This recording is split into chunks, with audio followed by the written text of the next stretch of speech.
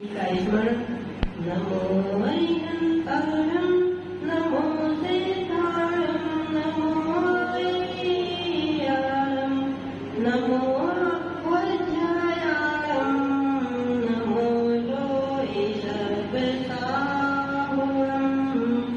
नमो लोहितबसाहुरं आयु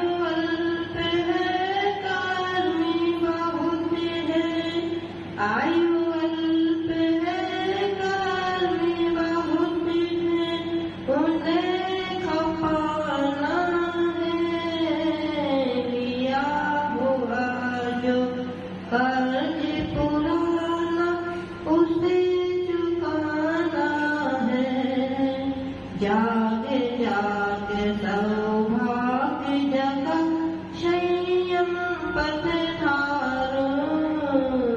संयम पथ धारण करके मोक्ष महापद पालो मोक्ष महापद पालो।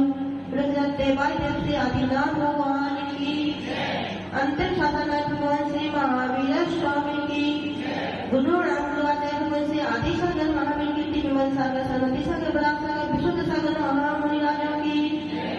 हे धरती के देव दिगंबर तुम्हें नमन मेरा तेरे पद चिन्हों पर गुरुवर लगे गमन मेरा।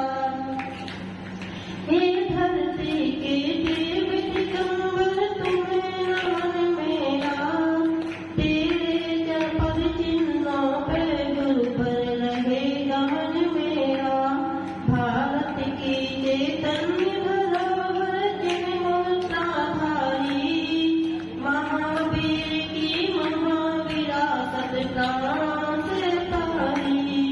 जिन शासन जय बनती रहेगा चार तिलक तेरा तेरे पद चिन्हों पे गुरुवर लगे गमन मेरा। प्रभु 1000 प्रभु आचार्य भगवान श्री सुंदर सागर जी महाराज की प्रभु आचार्य भगवान श्री विभोर सागर जी महाराज की 3 करोड़ 9 करोड़ महामुनि राजा की 12 वाणी माता की। बोले समस्त आचार्य संघ की। मंत्रासन आचार्य भगवान के चरणों में नमस्तु सभी मुनिराजों के चरणों में नमस्तु माताजी को वंदन। यह संसार असार है इसमें हम प्रति क्षण राग द्वेष कर रहे हैं। क्या कर रहे हैं और संसार का सार है मोक्ष उसको हम पाना चाहते हैं। संसार के सार को हम पाना चाहते हैं लेकिन राग द्वेष कर करके इस संसार को हमने क्या कर दिया है बढ़ा दिया। एक कथानक आता है कि एक भयानक जंगल है उसमें एक बट वृक्ष खड़ा हुआ उसको एक हाथी गिरा रहा है और नीचे खूब गहरी खाई है उसमें 4 सर्पमूल बाए खड़े हुए हैं और बहुत सारे हथियार लगे हुए हैं और वो जो वृक्ष है उसकी डाली पर एक सफेद रंग का चूहा है और एक काले रंग का चूहा। भाई उसको क्या कर रहा है उस डाली को तो कहीं है हमारी कहानी तो नहीं है। जो वृक्ष लगा हुआ है उसको हाथी गिरा रहा है नीचे 4 सर्पमूल बाए खड़े हुए हैं बहुत से हथियार गड़े हुए हैं और वो नुकीले ऊपर की ओर मुंह किए हुए और उस वृक्ष की डाली पर 2 चूहे एक सफेद रंग का है एक काला रंग का है वह उस डाली को वह किसकी कहानी है किसी और की हमारी कहानी नहीं है। कहानी तो सामने वाली हमारे आजू बाजू हम तो बहुत अच्छे हैं। तो वह जो वृक्ष है वह क्या है मनुष्य पर्याय है। मनुष्य पर्याय हमें मिली हुई है। इस मनुष्य पर्याय से हम कहाँ जा सकते हैं? कहाँ जा सकते हैं? अपने घर, मंदिर, है ना? कहीं और भी जा सकते हैं? कहाँ जा सकते हैं? बोलो। इस जो पर्याय हमें मनुष्य पर्याय मिली है, इस पर्याय से हम अपने घर जा सकते हैं, मंदिर जा सकते हैं, बाजार जा सकते हैं, फिल्म देखने जा सकते हैं, और तो कुछ हम जा ही नहीं सकते हैं। दीप नहीं बन सकते, नरक में जा सकते हैं, जा सकते हैं। मनुष्य पर्याय हमें मिली है, तो इस मनुष्य पर्याय से हम चारों गतियों में जा सकते हैं। जो वह कुआं है वह क्या है? संसार है। जैसा कुआं है ऐसा ही है संसार है। बहुत गहरा है यह संसार, बहुत गहरा है। अनादि काल से हम इस संसार में घूमते आ रहे हैं। जैसे कुएं में से पानी निकल जाता है, फिर भी कुआं भर जाता है, खाली होता है। अपने यहाँ जो कुआं है ना, इसमें से भी सब लोग पानी निकाल रहे तो कुआं पूरा खाली हो गया है? नहीं हुआ। क्यों? जब निकालेंगे उसमें तो कोई डालता ही नहीं पानी, तो कहाँ से आता? ऐसे ही यह संसार भी एक कुआं है। जैसे उस कुएं में कोई पानी नहीं डालता है, ऐसे ही इस संसार रूपी कुएं में हम कर्म रूपी पानी निकलता आ रहा है, तो कोई डालता नहीं है। हमारे कर्म हम ही करते, कोई दूसरा करता है। हम एक कर्म की निजरा करते हैं तो 5 कर्मों का आश्रय कर लेते हैं, तो कैसे खाली होगा? खाली होगा। तो जब इस कुएं में से पानी निकालते हैं फिर भी वह कुआं खाली नहीं होता है। ऐसे ही यह शरीर आत्मा है, इसमें से एक कर्म निकलता है तो कितने कर्म अनात्म की गिनती नहीं है। जो 4 सपनों पाए खड़े हुए हैं वे आपका इंतजार कर रहे हैं कब आप हमारे घर में आओ।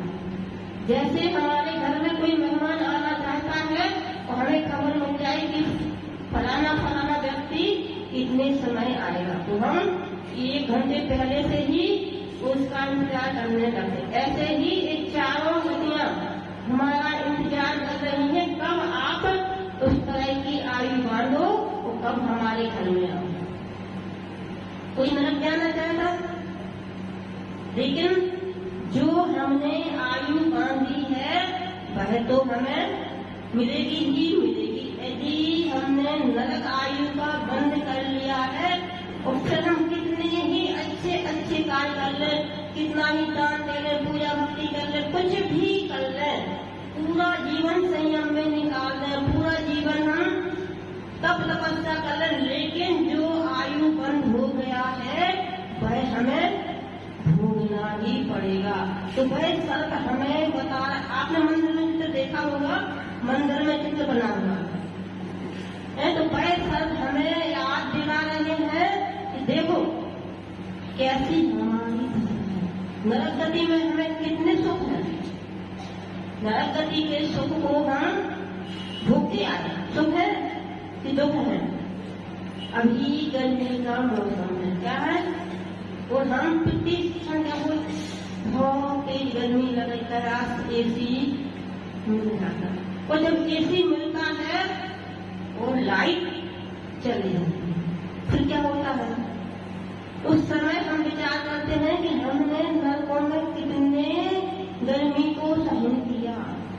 नरकों की गर्मी इस गर्मी के सामने बहुत भयानक है, और जो वो हथियार गड़े हुए हैं वह क्या है?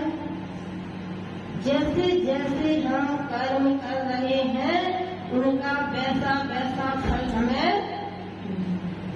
और हाथी पेड़ को हिला रहा है, क्यों हिला रहा है? यम रूपी हाथी हमारी इस पर्याय को भी हिला रहा है। जब हमारे बाल सफेद हुए थे तो वह यमदूत आया था और आपसे कह गया था कि अब आप सतर्क हो जाओ, संयम को धारण कर लो। लेकिन हमने क्या किया? हम सतर्क हुए और जाके बाजार में अपने बालों को काला बनाया।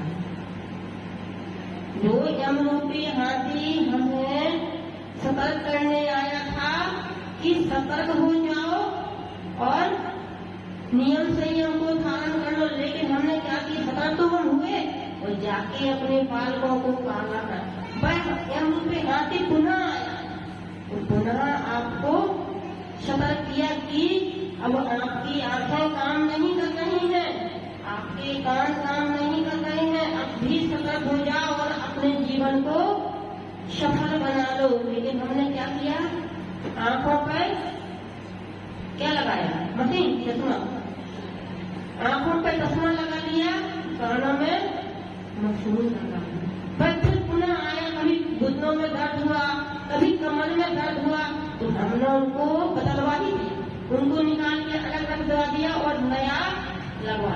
लेकिन हम सतर्क नहीं हुए।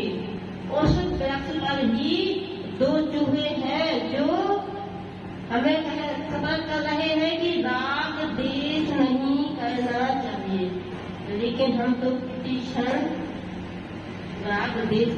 और उसी वृक्ष पर एक व्यक्ति लटका हुआ है, उसके ऊपर क्या है, मधुमक्खी का छत्ता लगा हुआ है, उसमें से शहद गिर रही है। हम परिवार के लिए क्या करते हैं, राग देश करते हैं अभी, और उसके ऊपर गुरुदेव का देव रूपी विमान, गुरुदेव का देव विमान निकल रहा था, वह हमें समझा रहा था कि मिथ्यात्व नहीं करो, लेकिन हम क्या कर रहे हैं, बस अभी एक बूंद और गिर रही है, उसको हम चख ले, फिर मिथ्यात्व को छोड़ देंगे। आपको 2 महीने के आसपास हो गए है ना, और रोज आपको क्लास में एक ही बात है कि मिथ्यात्व को नहीं करना है, मिथ्यात्व नहीं करना है, मिथ्यात्व। लेकिन हम क्या कर रहे हैं कि यह मोह रूपी जो मदरा है उसमें हम भ्रमित हुए हैं, और एक बूंद के लिए, बस एक बूंद, हमें ज्यादा नहीं चाहिए, मात्र एक बूंद ही चाहिए, और एक बूंद की खातिर हम अपना पूरा जीवन निकालते हैं। एक एक करके बूंद गिरती जा रही है, एक बूंद गिरती है, दूसरी बूंद हमें दिखना प्रारंभ। आचार्य भगवान कहते हैं कि हमें ऐसा नहीं करना है, ऐसा नहीं करना है, इस मिथ्यात्व के करने से हम नरक में जाएंगे। लेकिन हम क्या कहते हैं, बस एक दिन की जो बात है, एक बार एक बूंद को हमें चख लेने दो, फिर हम आपकी बात मानकर के सम्यक को ग्रहण कर लेंगे और आपके पास आ जाएंगे। बस पर एक बूंद गिरती है और हमें दूसरी बूंद दिख जाती है। हम परिवार का राग करते हैं, हम बच्चों का राग करते हैं तो पत्नी दिख जाती है, जैसे ही हम पत्नी से मोह करते हैं तो हमें भाई दिख जाता है। बस हम एक दूसरे को देख देख के एक बूंद शहद की खाने के चक्कर में एक दिन करके निकाल रहे हैं, और वह 2 चूहे हमारी इस आयु को कभी राग के बस से चूहे को लग रहे हैं तो कभी द्वेष के बस, लेकिन आयु तो हमारी प्रतिक्षण क्षीण होती जा रही है। जब आयु क्षीण हो जा रही है तो हम बुढ़ापा आएगा तो क्या करेंगे, जब हाथ पैर चल रहे हैं, शरीर सलामत है, इंद्रियां काम कर रही, तब तो हमने उसका उपयोग नहीं किया। तो जब शरीर काम करना बंद कर देगा तब उपयोग करेंगे तो क्या होगा। जैसे दूध में घी है ना, तो दूध का सार क्या है, घी। और जब दूध में से घी निकल जाता है तो वह दूध किसी काम का नहीं रहता। पत्थर में परमात्मा बनने की शक्ति है, और जब पत्थर से हम भगवान बना लेते हैं तो जो छोटे पत्थर बनते हैं उसका कोई भी मूल्य नहीं रहता। ऐसे ही हमारी इस मनुष्य जीवन का कोई मूल्य नहीं रहता यदि हमने इस मनुष्य आयु को पा करके अपने जीवन को सफल नहीं बने। आचार्य भगवान आपको, हम लोग यहाँ कितनी तारीख को आए थे, 7 तारीख है ना, 7 तारीख से लेके आज 3 तारीख हो गई। प्रतिदिन अपने उद्बोधन में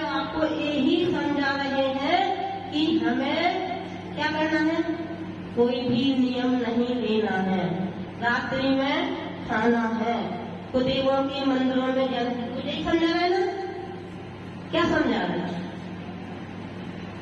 ये तो समझा रहे, कुदेवों के मंदिर में जाना, रात्रि में खाना, आलू प्याज खाना नहीं। तो फिर हम जब इतने दिन हमें सुनते सुनते हो गए, किसी के मन में भी ऐसे भाव नहीं आए कि हम एक बार आकर बोलते आज हमने आज से मिथ्या का त्याग किया, कुदूरों का त्याग किया, रात्रि भोजन का त्याग किया। नहीं, हम तो वही करते हैं जो करते आए हैं, क्योंकि यह संसार असार है, इसमें मोक्ष ही एक सार है, बाकी सब निस्तार है। तो उस मोक्ष को हमें प्राप्त ही नहीं करना, तो क्यों हम पुरुषार्थ करें? पुरुषार्थ उसी चीज के हम पुरुषार्थ उसी चीज के लिए करते हैं जिस वस्तु को हमें प्राप्त करना हो। हमें मोक्ष को प्राप्त ही नहीं करना, तो हम क्यों पुरुषार्थ करें?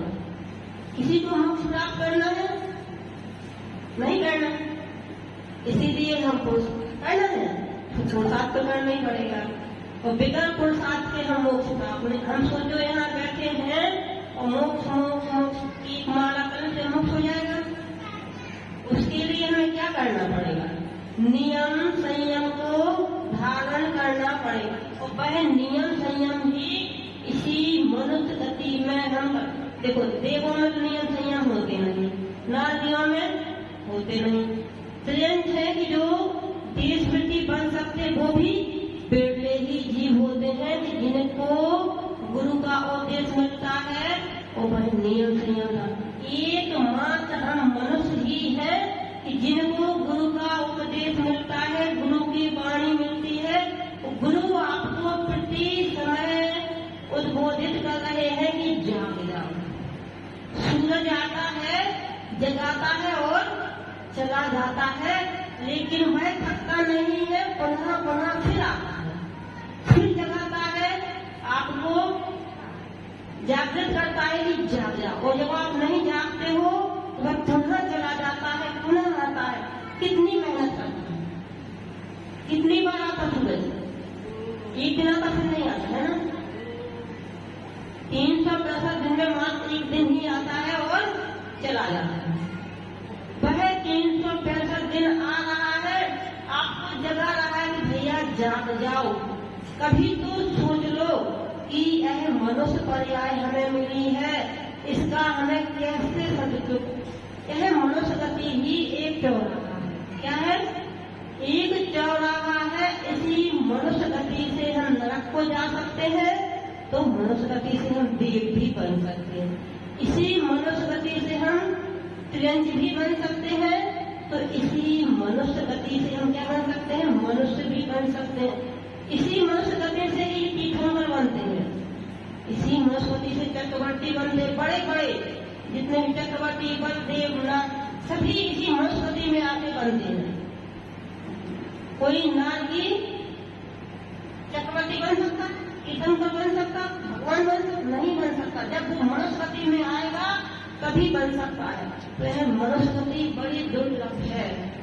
इस मनुष्य गति को यदि हमने पा लिया है, स्वस्थ शरीर मिला है, इंद्रियां काम कर रही है, उत्तम कुल सब चीज हमें अच्छी अच्छी मिली है, दुर्लभ से दुर्लभ, दुर्लभ से दुर्लभ नहीं मनुष्य कुल को पाना। तो हमें सब कुछ दुर्लभ मिल गया है।